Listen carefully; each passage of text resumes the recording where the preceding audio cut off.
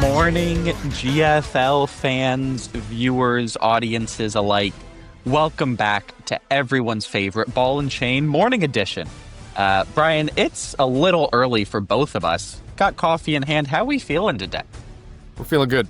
I never sleep anyway. I got too much work to do. Much like Dolphins. Yeah. We're ready for the playoffs. We're starting to stress about that. Cooper, holy shit. Have we had maybe a more consequential rivalry week coming up here? How many guys we have in playoff contention? 8 now that Jimmy's out? Ridiculous stuff. We are set up for just a fantastic next 3 weeks. I cannot wait. Yeah, Brian, it feels like just yesterday we were talking about pre-draft rankings, preseason rankings, and now it's already here. It's here. And I hear you've got something special in store for us to mark the occasion. But before we do that, I got a paper this week. I don't know about you. No, I didn't get a paper. After trashing the editor last week, they purposely did not send me a paper. Too busy in the lab. Yikes. Well, I opened up that paper.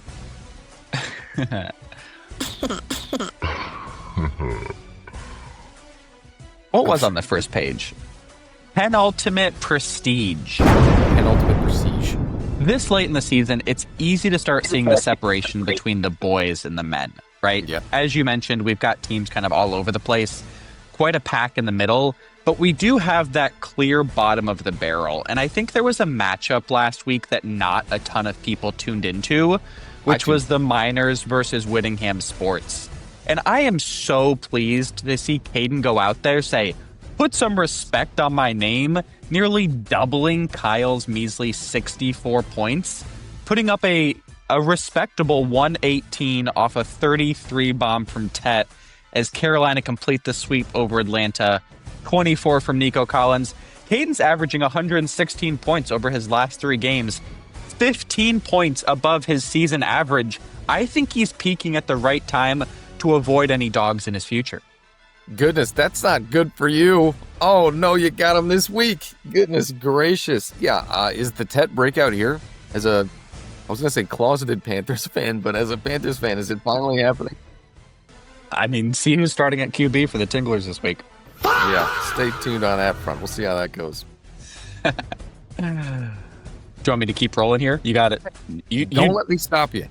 You didn't even get a carrier pigeon or anything. I didn't get nothing. They didn't give me shit this week. We're going to switch to a little bit. I really appreciated John filling in for me last week. No, he cannot have my job. Of course not. The viewership would tank. But I appreciated his historical prowess. So I wanted to bring some of my own with the headline I saw this week. Ottoman Empire Reborn. Is that so? I don't know if you know this, Brian. The Ottoman Empire had an astounding social hierarchy that is eerily similar to that of the GFL standings. Is that so? Please relay it to me. At the top, you had the Sultan. These were who had total control over the empire. As much as I hate to admit it, I'm looking at the man himself, the Sultan of the GFL. Let's go. But just beneath them, you had the men of the pen. These were the elite and educated of the empire, mostly composed of scholars and governors. I would say this is currently Chris, with his seat being threatened a little bit by the Silly Willies and maybe some other teams. Great matchup this week, yeah. Flipping it around here, at the bottom of the hierarchy, you have the men of husbandry, the farmers, the peasants, the herders, and the outright poor, Whittingham Sports and the Miners, unfortunately. Sure. The Miners, sure. The men of negotiation, a step above that. This was the class of tax merchants, tax collectors, other men looking to scrape any advantage they could. I think this is the marathon men, the wigglers, and the Florida man. The guys who are just a notch below, but ready at the helm, if you will. Yep, good for the And Florida then the men of the sword. This was kind of the most populous class. These were the soldiers and the fighting men, always in fierce competition.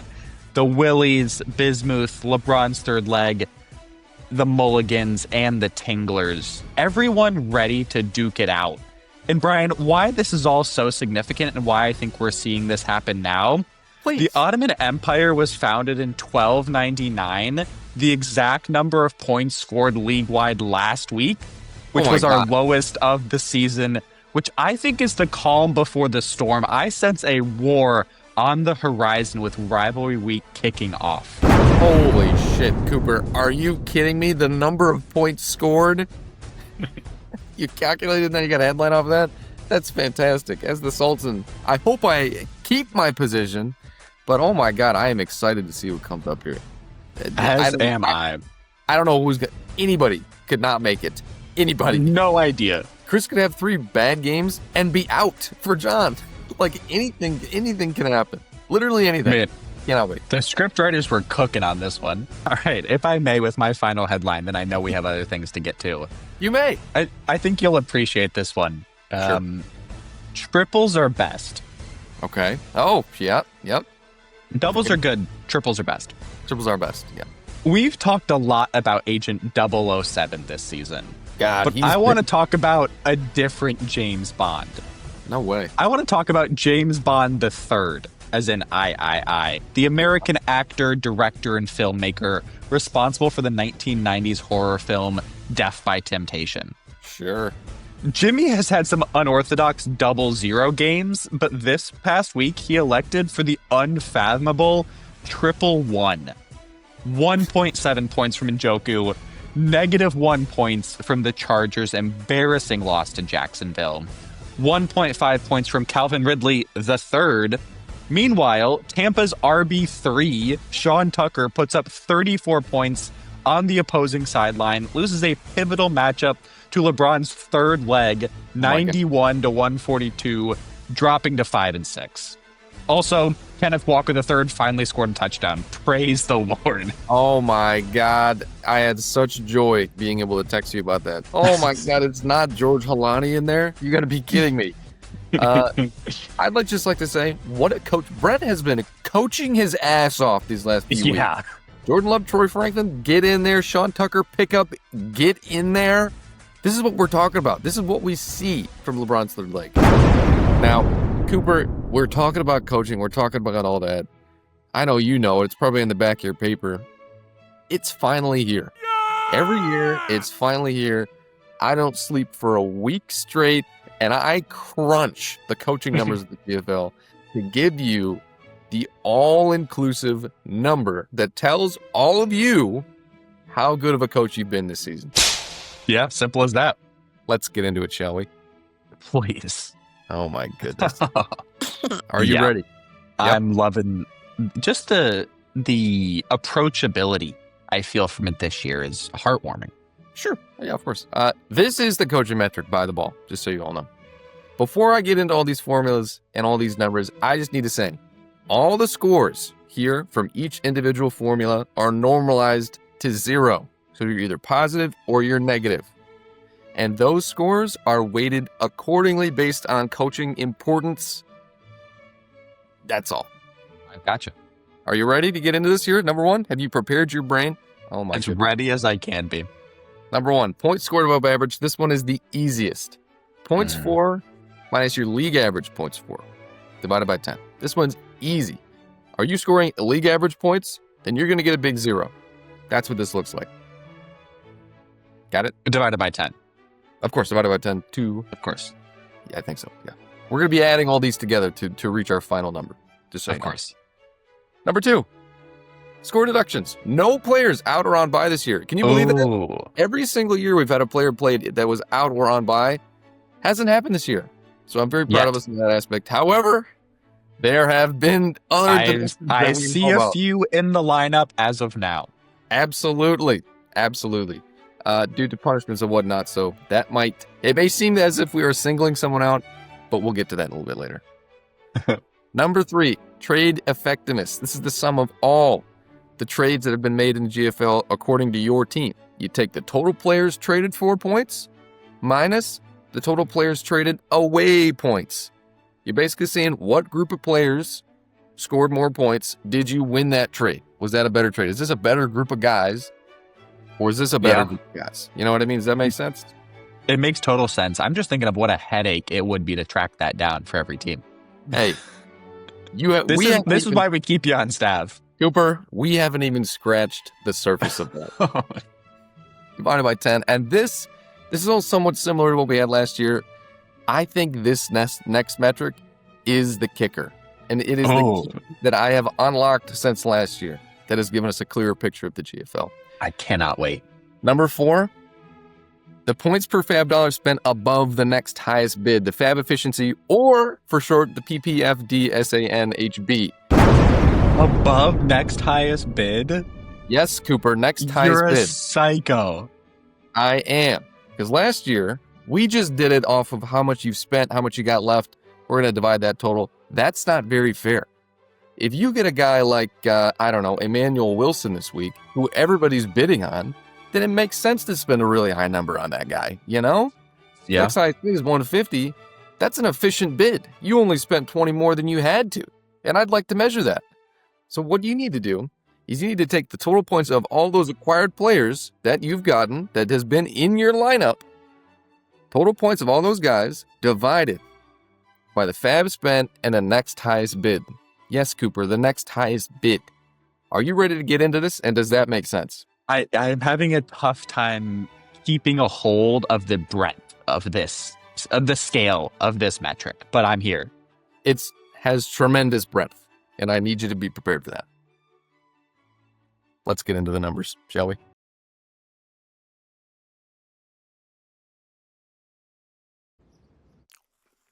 Brian, can I see that paper for a sec?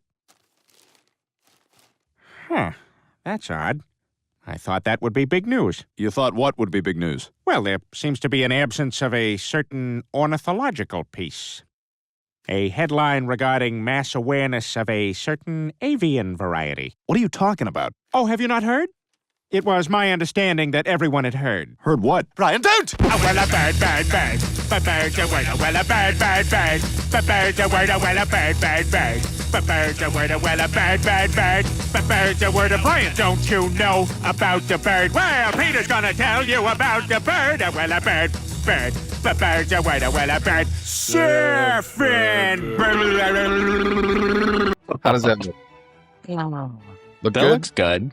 Here we are to the metric 1. This is straight up points 4. That's it. This is our league average points 4, by the way. This is what we're scoring. Just so you know, just as a little highlight there. This is already in order, so you can easily see the outcome of metric 1. This one's easy. This doesn't require too shocker. much explanation. Shocker. I mean, all right, what are you going to do? I'm 190 points above points 4 against average. What are you going to do? Shockingly, Florida man's second. We all know that. Look at the Florida man out there doing his thing. Down here, I'm sure this is a surprise to no one, but we are all too familiar. Maybe the Wigglers here making a playoff push down here at third lowest above average points 4. I mean, not a great look here. Not a great look. No, Sure. the Wigglers have been puttering along recently.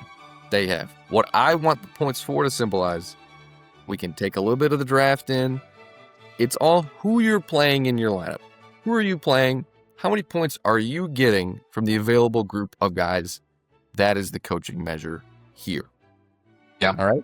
We're going to take a little trip down here to this box that I have underneath metric 1. I didn't need to track too much here. It was pretty easy. Minus 35 points on the year for Kyle. I mean, that's tough. If you're going to be a good coach, you can't just be taking negative deductions like that on your team. I understand you're in last place. But for God's sakes, man, have some pride. Have some pride in your number here. You can't be having negative 35s and be giving free playoff spots to people. It is not within the spirit of the GFL. I'll say that right now. Yeah, it's going to be... I need to see Kyle reconcile his punishments before this weekend. Because if we get into rivalry weeks, and some of them he has a 20-point deduction, some of them he doesn't, I think it creates a controversy and a focus that is good for nobody. As a guy who plays him in week 13, I'm surprised you're pushing for that. That's crazy. Next up, metric 2. Yeah, look at the color coding on this one. Here we are. You got the team and the trades points 4 that you've gotten here by week. This is the points they've scored by week after the trade. So, for example, the very first trade that was done in the GFL, Rome for Brian Robinson Jr., this is literally just their season totals. We added them up just like this. This is the difference per week right here. That's what that is. Thank you for this little note over here. Difference per week. So like in week 11, Rome scored 3.7 more. So that was being added on then to here. It's not 3.7 because there's more. I made more trades. This then gets fed into the points from the trades. Total here. Total number here. Added up across all the weeks. And then that is then given into our weighted metric here based on the formula I've given before. Let's take a look at just some of these, shall we? Some of these. Please. Look at this. Look at these numbers here. This is an insane one right here. This one may be gross. This one really may be. Again, this is BTJ. These numbers are what I was adding on to the blue one. So this is what Ross is getting on all of his scores. He's getting a negative 17, 1746. Good week here for BTJ, but oh my God, these numbers are shocking. Can you believe that? Yeah, just atrocious. Yeah. Here's another bad one that we all know, that we all kind of knew was bad, but it's good to see the numbers on this. Look at this. Oh my God. Imagine getting subtracted from GSN scores. Are you kidding me? That's crazy. Yeah. We're getting in there, Cooper. Yes. These are all done by hand. I go in and I do all these, get all these numbers. There's no chat GPT for this. This is all by hand. Look at this. We got everything in here. We got Derrick Henry and Olave. Boy, this was a tricky one. To get to the three. Ooh, yeah. That's crazy. As you can see, that's why it's in there twice. Rashad for Tracy, Zay, and then Keenan for Benson. Only 1 week here. Granted, there has been more of a weight on a trade that has happened earlier in the season because there's been more time to accrue. However, if it's fair and they're scoring the same amount of points, it should be even. Yeah. Let's go to the results of this one. A little bit jumbled here. In first, LeBron's third leg. That JSN trade really helped him out. Like, that's of course. A tremendous coaching move. In second, the Goobers. The Goobers really got the better of that Matt trade. He really did. Yep. And it ended up helping him, a lot later on in the season. I am third. Just so you know, no shocks there. Yeah. The last, this may be a shock that it's not John or somebody like that. Ross. Horrible. Right. Horrible. Yeah, I mean, the Caden trade, he was dead to rights. Absolutely horrible. John, if you're trading away JSN, you're going to have a bad trade score on the coaching metric. It's one of the worst coaching moves we've ever seen. And then James Cook had a decent game last night, thankfully. Good for him. What a 8-chain on bye against Kyle. Man, he really needed that one. He really needed that bomb. So that's what we got here. A little snapshot here in the weight into metric 3. And finally, the metric 4. Cooper, please do this show with me next week after you see how insane I actually am. Here we go. Okay. Cover that up. Oh boy. This is just the raw metric. Cooper, I just want to scroll and show you something here. We're going to come down here. Yeah, how many rows we got? Cooper, this is every single waiver wire pickup added in the GFL for the entire year. This is the amount spent on them. This is the team. This is the player that was picked up. Yes, Cooper, this is every single waiver wire bid. Not bid, sorry. Every single player off the waivers that was added to this team, minus the kickers and defenses. We didn't do that. We did the players. Makes sense. This is evaluating talent here. Granted, I like good defense, but this is about the players. Boy, I'm seeing it. Sorry, can I comment on a few of these? 252, 256 for Tajay Spears early in the season from the Motor City Mulligans. Yep, that one. I mean, you can't forget about the Amari DiMercado. Absolutely. 300 for Vidal. I know that's not how you say his name, but I always forget how to say it. Yep. Next, 53 for Kamani Vidal. Kind of crazy. Yes, Cooper, this is every single one. And the column next to it, the second highest bid. There's no column for that. This is all, every single one. Second highest bid. How did you went through every single waiver review? Yes. Correct. Yes. How long did this take you? Don't worry about it. I'm here for the league. Now, by week, this is how many points they got for you in that slot in that week. So week 1, the Goobers played Mark Andrews, and he got him 1.5 points. That's what we're doing here. Yep. Makes sense. We added that up. We got all these numbers from every single week and every roster. Yes, every single week. How many points are you getting from your guys? Look at that. Oh, there's a lot of points in there from A someone. lot of points in there. What this is going to tell us is how efficient you have been with that money. We got your points gotten here, the total points, and then the fab difference, which I am naming the DeCamp coefficient. This was partially conjuncted in partnership with the league office. So I do want to give a shout out to Mr. DeCamp there, and I am naming the coefficient after him. Incredible. Yes, of course. As said before, we take the total points and we divide it by the difference that you spent to get the points per fab dollar spent. This is how many points you've gotten per fab dollar adjusted for fab difference. Just like, Of course. Yes, of course. And what this shows us is the smartest managers with their money. Who's the worst? Ross. Ross has been absolutely horrid with all of his bids. Really? Let me show you why. It's really quite shocking when you dig into the numbers here. Where is he? Oh, look at this right here. Look at how boring all these waiver bids have been. He paid $100 for Nick Chubb. Nobody paid anything. $90 for Chris Rodriguez. He picked up Trevor Lawrence 3 separate times. 3 separate times and only played him once. That's really funny. Can you believe that? Next lowest, the Miners have not been horribly efficient. Very reminiscent of the Isaiah Likely business of last year. The Florida man has been horrible about getting points out of the players he's paying for. Kind of surprised that Jimmy's not down there with the DeMarcado pickup, but he is 4th to last, so it does show up. 3rd, Wigglers have been fantastic at picking guys up. I'm sure Rico Dowdle is doing a lot of work there for me. Fantastic. Nobody paid anything for Rico Dowdle. I was the only bid on that one. Can you believe that? I remind myself every night before I go to bed. Of course. The Motor City Mulligans have been the best at money here. That makes sense. He's a very fiscally savvy gentleman. He is. I mean, look at these. He picked up Wandale for 3. How big is that? Daniel Jones for 3, Alec Pierce for 3, Tajay's maybe a bit of a blemish on the resume, but he's been very good. He has been very good about getting points early from his guys and off it. The really interesting to see there as well, Brian, is that very few of the players Matt has bid on, other people bid on. He's not going after the hype and the guys you see on the waiver wire priority Instagram posts every week. He's going after some true sleepers. You're right. There's only been one bid on one of the guys he picked up. That's something else. And that was the one he called wrong, or at least called early. That is the only incorrect one. You can't listen to the crowd, Matt. You can't listen to the crowd. That's crazy. Who else was doing that? The Willies were doing that a lot. I remember that. Brian, I'm curious. Obviously, you couldn't include this upcoming weekend's matchups in this, but I feel like Will finally got it right on the waivers. He spent his money when he needed to this week ahead of some pivotal matchups. Will has been blowing. Will has been absolutely blowing. You mentioned that he hadn't been using his money, and he said, all right, I guess I'll blow it all. All right, here it goes.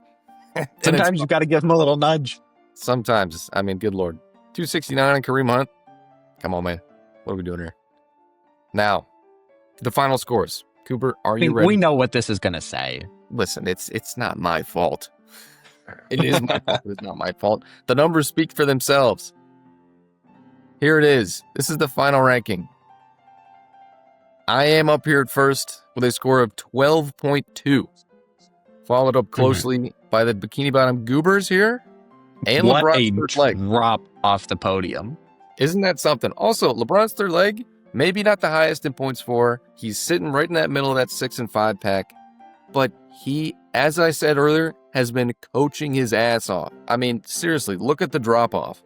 He's been doing what he needs to do. That's a team that lost Tyreek Hill and James Conner in a very short span. Yeah. And Brett kicked it. I think he would have coasted had he kept those two players. And instead, he had to go back to his roots of being an involved and an active manager. And we've seen it pay dividends. It's been really impressive. I think we see a coach of the year in the making. Yeah, certainly, perhaps. Big drop off. And again, I think this reflects kind of what we think. This kind of makes sense, doesn't it? I mean, this is kind of what we talk about here on the show. this is what we look at. Even the Tinglers up here, they're in the positives. Willie's been doing good. Mulligan's, league average coach. I like to say that right now. League average coach. The Wigglers has not been great. The Miners, the Marathon Men, as we know, and a bit of a shocking reverse podium here. Yeah, we know the Florida man is stinking, even when he's second in points for, but boy, has he been poor in other aspects of coaching this year. It just goes to show why everyone is so sick and tired of the victim mentality we continue to hear from the Florida man. Oh my goodness. It's his fault, and it's shown here. Here it is. This is it. These are the numbers show all. Whittingham Sports with the minus 3.5 from the deductions here. Deal cannot touch Ross down at negative 10. He has been you would think that group chat engagement is a metric, seeing him at the bottom of the charts here. I'm not adding that in post it or anywhere else in this spreadsheet. I've shown you everything. Those are the numbers. And here we are. Fascinating. Cooper, what are your thoughts? I think this is the best coaching metric yet. Thank you. Goodness, thank you. I really appreciate that you have pulled from different times throughout the season, right? As you said, points for is largely your draft itself, but having the trades in there, as well as Fab, I think is such an underappreciated resource in the ways in which managers are using it. So, I really don't look at this list and see too many things I disagree with, all in all. Sure, of course. Well, this is what we do here at Ball and Chain. We try and deliver this unbiased information right to your front door. I don't even know if yeah, Brian, really well done. I think you and I as Ball and Chain have our respective roles on this show often. I think we're portrayed that way in the media. And it's wonderful to see a different side of you, a little bit more analytical, I think really just focused side of you. It's an honor to be your co-host on this show. Wow. This is the kind of stuff the viewers tune in for that they don't know they need. And now they can't get enough of it. Wow. Thank you. Thank you, Chain. I appreciate it. Here we are. You need to get some sleep also. Can't do it. Won't do it. We're getting ready for the playoff push here. I can sleep next week when the trade deadline is over. We alluded to it earlier in the episode. Holy effing shit. Rivalry week here. It's finally here. Oh my God. You wake up one day and it's rivalry week. I mean, holy shit. What are we doing here? We're going to do a speed ball through all the matchups that count. All the matchups that count. Cooper, are you ready? Cool. Me and LeBron's third leg. Big for LeBron's third leg. Consequential for him. Yeah. Brian, if you'll recall, last year I gave names to all of these rivalry week matchups. So we're bringing those back just as a reminder. The Paul Bunman Trophy between Brett and Brian. Brian, I think you take this one. I think we continue to see the Freaky Friday trend that I talked about a few weeks ago. The Broncos being on bye hurts a lot. And when you're starting Tony Pollard and Bashal Tootin in the rivalry week, you are not feeling good. I think he might be playing Sean Tucker. We'll see if Sean Tucker can do that again. That'd be crazy. Bucky out for the season due to some off-field situations. He's got in trouble with his baby mama. Next up. I think Brett's going to take this one. Because I think there might be something coming down the pipe here. Tinglers, Miners. Holy shit. This rivalry, again, we just saw this already, and it was an absolute blowout fest. Cooper, what are we doing here? The Caesar Salad Bowl is hot and ready. Yeah. No Drake London really hurts. Caden takes this one. I really do. Yeah, Caden's team is coming on right in the right spot, even though Nico didn't do too well. I think he picks this one up. Yep. So we got Goobers and Silly Willy. Oh my God. The battle for the 2 seed. This game is so tremendously huge. So huge for both managers. The Pit Bowl with great expectations. Yeah. This is for second place if Will gets a 20-point win. Yeah. JT coming off his bye, like I mentioned earlier, Will won the waivers this week with Jacoby Brissett, Emmanuel Wilson, and T. Higgins is playing with no Jamar, maybe Joe Burrow back. Will's sweeping this one. Tea time. It's not timeout. That's a tea time. Tea time. I don't know. JT facing Kansas City is a tough one. That run defense is really good. Puka's going to blow. T's going to blow. Emmanuel Wilson's going to blow. Josh Jacobs is going to play anyway. Will's got this. He's got this. And he might take the 2 seed here. Next up, We get the Marathon Man versus the Motor City Mulligans. Jamar spitting on a guy and getting out for this pivotal game that Matt needs to win. Are you kidding me? Really bad look from the guy. This used to be the State Street Showdown. Both managers have since moved on. I'm calling this the fitness face-off because the two of them are both fit guys in incredibly different ways. One dirty bulks, one doesn't do marathons. Oh, shit! Oh, Both of these guys are projected over 120 points, and I think Rome might pop and bounce back this week after being acquired. He's on a new team. I'm giving this one to Jimmy. he's got Algerian, though, with Jimmy. I can't believe it. I can't believe it. I literally can't believe it. Matt's getting the win here. I can't believe it. I hate the coaching play. Next up, we're going to skip that one. I don't know. You want to do the Florida Man and Winningham Sports? What's going on? The Fruit Bowl? Yeah, Yeah. I mean, Kyle's hung it up for the year. John hangs on to hope for one more week after getting the dub. Goodness. The Florida Man. Hey, watch out now. Watch out now. He's got a lot of points for. The Bismuth and the Wigglers. We already have this matchup. That's crazy. That's a big one. We just saw this one. We just saw this one too. We saw Ross on Huge. Packers at the bar. That's big. Cooper, what's up? The Crosstown Showdown. Logan is averaging 86 points over his last 3 weeks after dropping up nearly 160 in week 8. I think this is the bounce back game he needs. I'm giving it to Logan. That's crazy. I don't think that's even true. Jahmyr Gibbs against the Giants might get 50.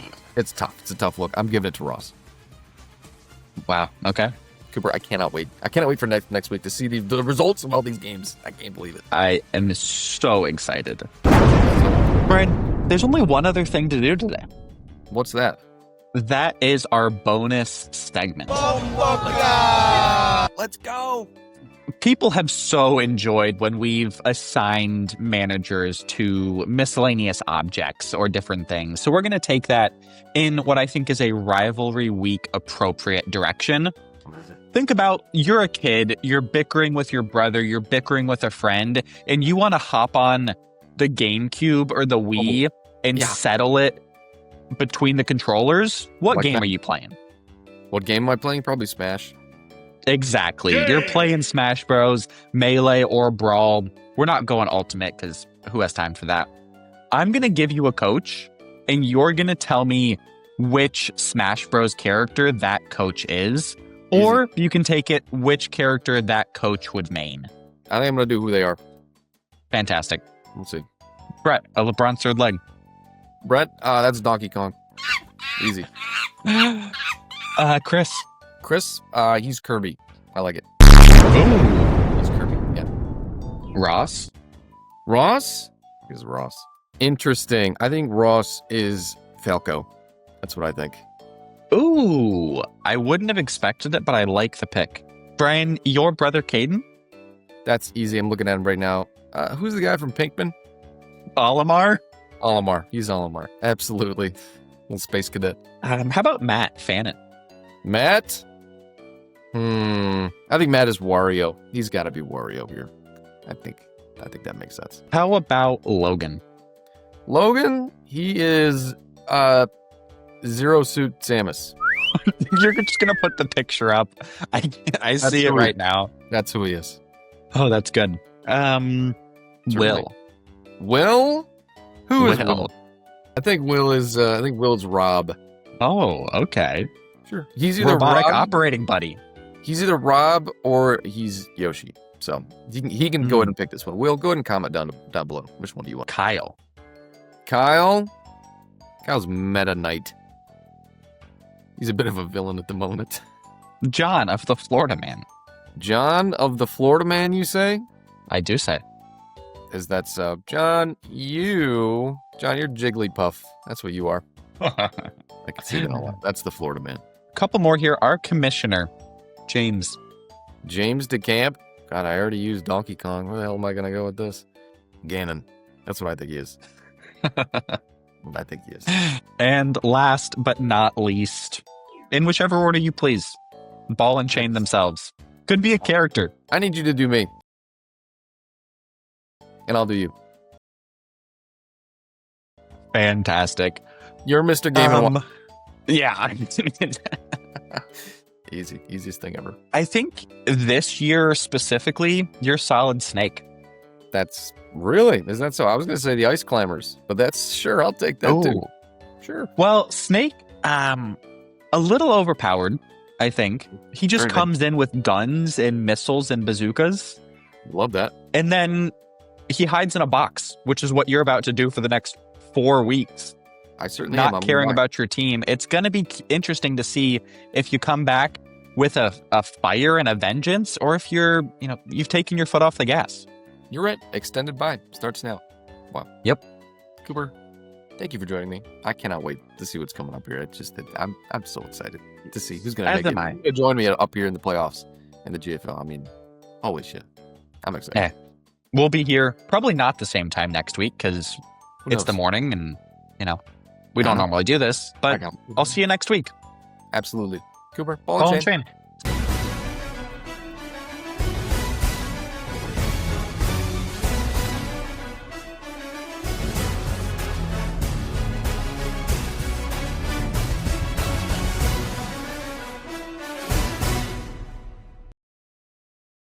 Going in for an ultrasound tomorrow. I might be pregnant.